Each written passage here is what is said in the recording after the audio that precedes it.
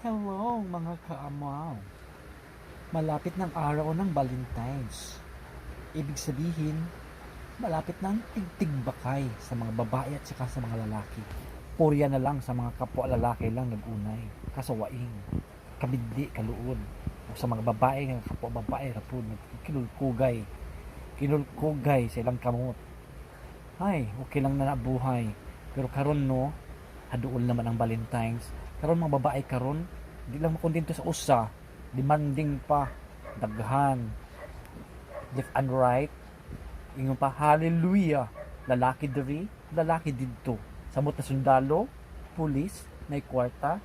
Ang babae, go. Basta mo chat ang laki, mo go. Bisag uyab pa nimo siya, di gyapon siya para nimo. Dili ka assurance na ikaw ra jud karong Valentine's. Kung wala ka, adto siya sa pikas. Mao nang dili ninyo pakasadton kami mga lalaki kay labaw pud mga babae nagbuwat ana busa karon practical o di ba si kung wala kay kwarta ato sa pikas to aniya kung wala ka babu ikaw pud bayot kung na kay kwarta pang lalaki na minta sayo pa aber magunsa mo aber magunsa ka basta bayot imuhara na suliran nimo na paigo